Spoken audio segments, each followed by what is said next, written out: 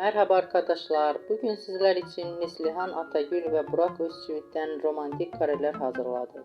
Burak Özçivit, Kara Sevda, Kuruluş Osman ve Çalı Kuşu dizisinde rol almış ve herkes tarafından beğenilmişler.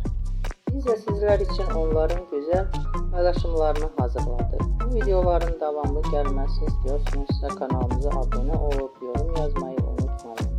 Sizden bu kadar.